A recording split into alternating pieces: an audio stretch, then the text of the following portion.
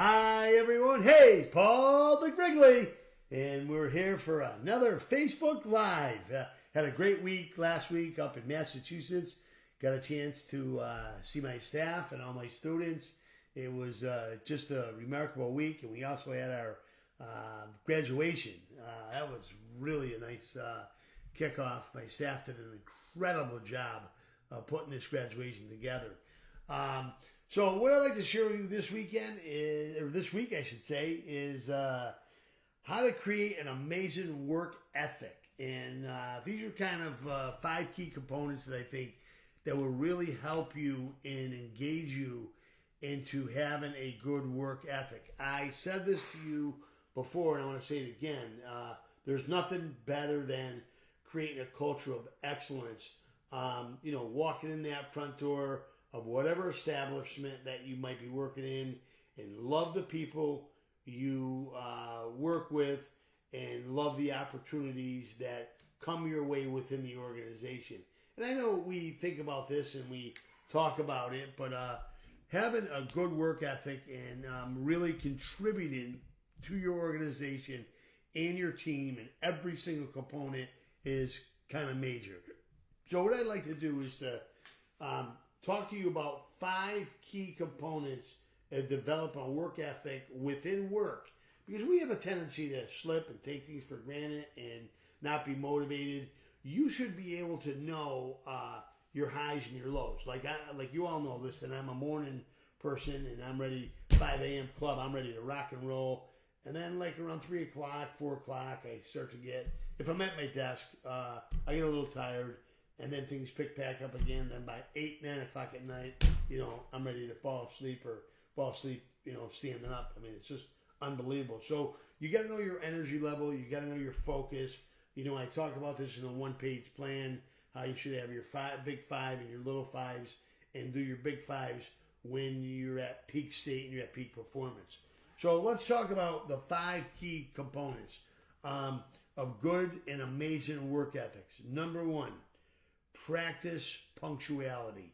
And what I mean by this, we try to stress this in our school about being punctual and being on time.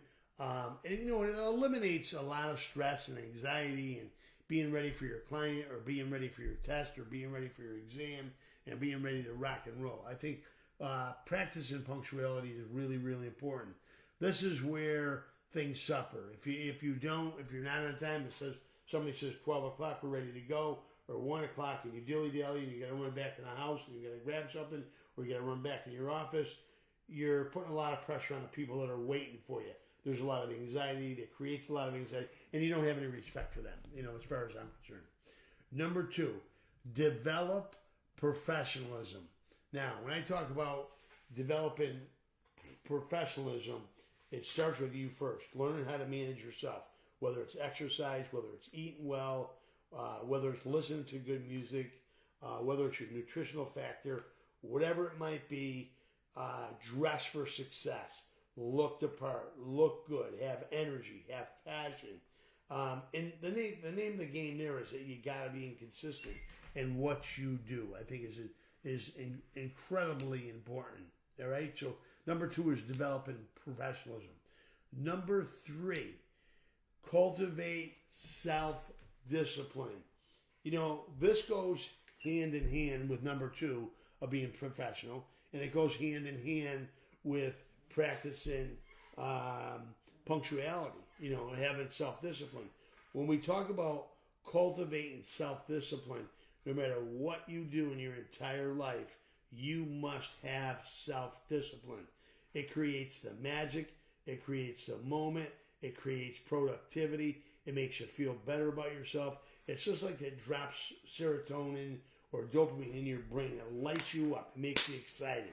So you got to have self-discipline when it comes to develop professionalism or practicing punctuality. That is all hand in hand. And self-discipline has a lot to do with what I call your rich habits, and focusing on what you do best, what lights you up, what makes you feel good.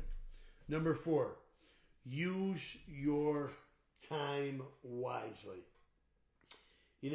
When you think about using your time wisely, it comes down to time management.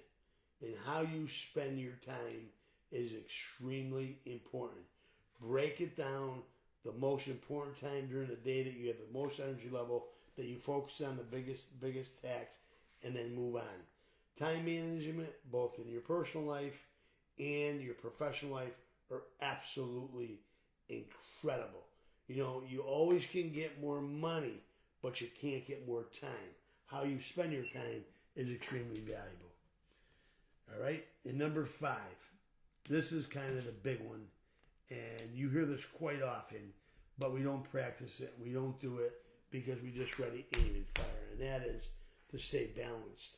And when I say stay balanced, both in your personal life and in your professional life, you know, when either one of them are out of sequence, then what happens if you have too much work, then your personal relationships suffer.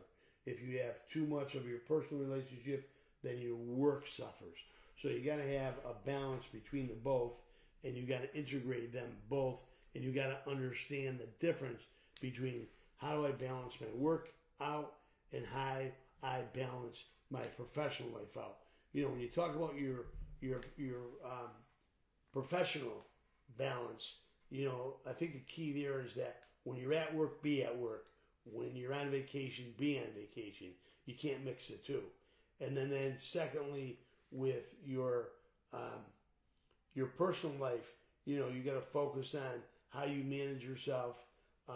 You know, spending time with your spouse, your girlfriend, your boyfriend, your significant other, whomever.